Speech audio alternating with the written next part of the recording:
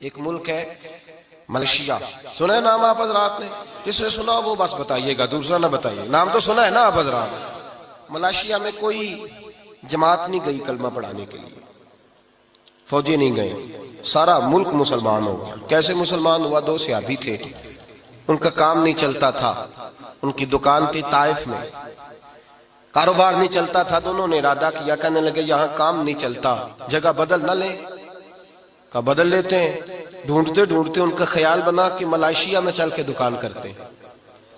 اس ملک کے اندر آ گئے، یہاں دو صحابہ نے دکان ڈال لی، سودا بھی کھرا دیتے، بات بھی کھری کرتے، دلوں میں بھی سچ تھا، زبانوں پہ بھی کاروبار کرنے آئے، کاروبار، زبان بھی سچی، دل بھی سچا، بات بھی سچی۔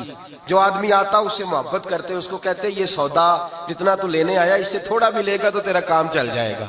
لوگ سمجھنے لگے یہ خیر خواہ ہے۔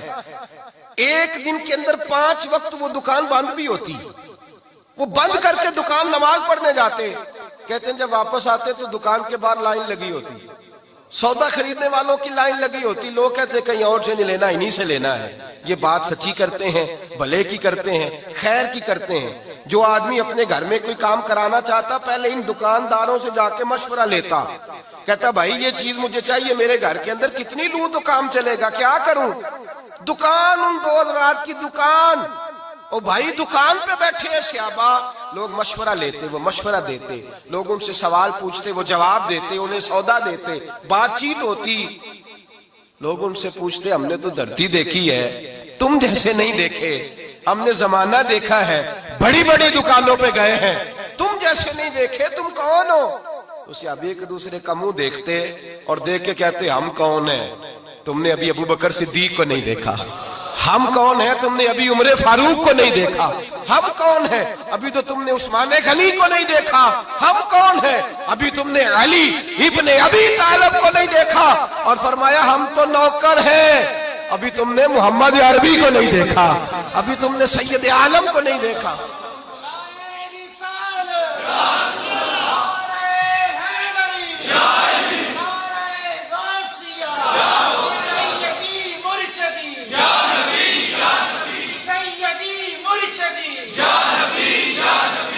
کہتے ابھی تم نے دیکھا ہی کہاں ہے، ابھی تم نے ہمارے محبوب کو دیکھا نہیں۔ وہ کہتے تم ہو کون؟ تعارف تو کراؤ۔ انہوں نے کہا کہ ہم رائی ہوتے ہیں، ہم چودھری ہوتے ہیں، چیمہ صاحب ہوتے ہیں، چٹھا صاحب ہوتے ہیں، ہم جناب انصاری صاحب ہوتے ہیں۔ یہ تعارف نہیں کرایا۔ کہا تم کون ہو؟ کہنے لگے ہمارا تعارف یہ ہے کہ ہم محمدی ہوتے ہیں، ہمارا تعارف یہ ہے کہ ہم مسلم ہوتے ہیں، ہم مومن ہوتے ہیں، ہم حضور کا کلمہ پڑھنے والے ہوتے ہیں۔ 2 بندوں نے دکان ڈالی، جا کے مسجد نہیں ڈالی، خانقاہ نہیں، مزار نہیں، دکان ڈالی، اور سارے کا سارا ملک کلمہ پڑھ کے مسلمان ہو گیا۔ بھئی میری بات سنیں نا، یہ روز بروز ایک بات بڑی تکلیف دہ ہے، لیکن کرنا بھی بڑا ضروری ہے۔ بیداری امت کانفرنس میں آنے والے میرے بھائیوں، ایک بات بڑی ضروری ہے۔ مسلمان کو جب بھی نقصان پہنچا ہے، پہلے اندر سے غدار بکے ہیں، لوگوں نے ایمان بیچا ہے، لوگوں نے ایمان بیچا ہے۔ کسی نے 2 کروڑ کا، کسی نے 10 کروڑ کا، کسی نے 20 کروڑ کا، کسی نے 2 ارب کا ایمان بیچا۔ ایمان حضرت عبداللہ بن حذافہ کو روم کے بادشاہ نے جب پکڑا تو کہنے لگا بول تیری قیمت کیا ہے، کیا لے گا؟ آپ فرمانے لگے میں جب صبح اٹھتا ہوں تو دعا کرتا ہوں اے اللہ جب میں مروں تو میرا خاتمہ ایمان پہ کرنا، میرا خاتمہ ایمان پہ کرنا۔ فرمایا جو دولت میرے پاس ہے وہ تیرے پاس کہاں سے آ گئی؟ میں ایماندار ہوں، یہ سب سے بڑی دولت ہے۔ میرے بھائی یاد رکھیں، سب سے پہلی بات یہ ہے بحیثیت مسلمان، بحیثیت مومن، بحیثیت ایک رسول اللہ کے غلام کے، ہمیں اپنے خیالات کے اندر، سوچوں کے اندر، ہمیں اپنے مزاج کے اندر ایک دوسرے کے ساتھ ہمیں تھوڑا سا نرمی پیدا کرنی پڑے گی۔ ہمیں پورے طور پر اپنی تربیت کرنا ہوگی۔ ہم اپنے وعدے کو نبھا کریں، ہم جس ذمہ داری پہ ہمیں بٹھایا گیا ہے ہم اس ذمہ داری کا پاس اور لحاظ کریں، ہم احساس پیدا کریں کہ ہمارے کردار و عمل سے کوئی دور ہو رہا ہے یا قریب ہو رہا ہے۔ اقبال کہتے ہیں کوئی کارواں سے ٹوٹا، کوئی بدگماں حرم سے، کہ میرے کارواں میں نہیں خوب دل نوازی۔ کہا کوئی ایسا ہے ہی نہیں، کوئی ہے ہی نہیں جو پورا پیار کرے، اس لیے لوگ ٹوٹ جاتے ہیں کہ ہمارے مزاجوں میں تلخی ہے. ہم اپنے کردار کو، اپنے عمل کو، اپنے حضرت عبداللہ بن جبیر نے کلمہ پڑھا، تجارت کرتے تھے، جانور خریدا کرتے تھے، بیچا کرتے تھے، کلمہ پڑھا، نبی کریم صلی اللہ تعالی علیہ وسلم سے کہنے لگے جریر ابن عبداللہ حضور کوئی وظیفہ؟ تو میرے حبیب نے فرمایا ہر بندے کی خیر خواہی کرنا، کسی کا نفع کرنے کی کوشش کرنا، کسی کا بھلا کرنے کی کوشش، سوچنا تیری طرف سے کسی کو فائدہ، ایسا شجر سایہ دار بننا کہ کوئی آئے تو پھل کھائے، کوئی آئے تو تیرے سائے میں بیٹھے، کوئی آئے تو تیری ٹھنڈی چھاؤں کی بات کرے. فیض الدین النصیحہ، میرا سارا دین خیر خواہی ہے، میرا سارا دین بھلائی ہے، بھلے کی بات کرنا، خیر کی بات کرنا.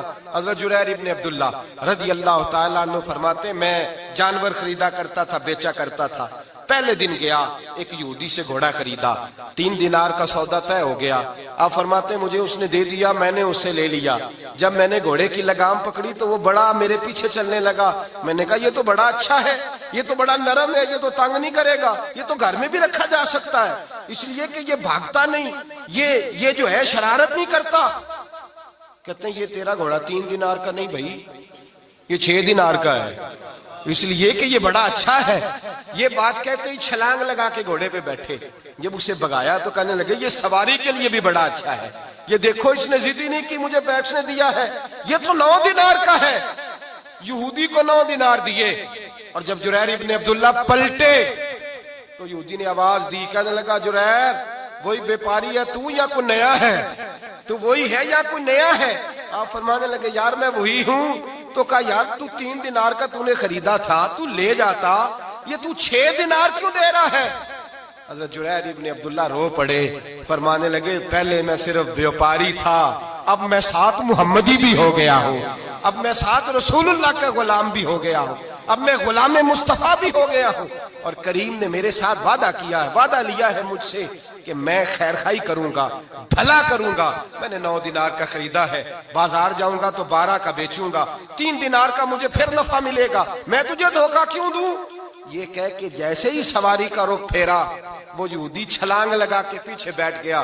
کہنے لگا بازار بعد میں جانا، پہلے مجھے بھی ذرا رسول اللہ کا دیدار کرا دے، مجھے بھی وہاں لے جا.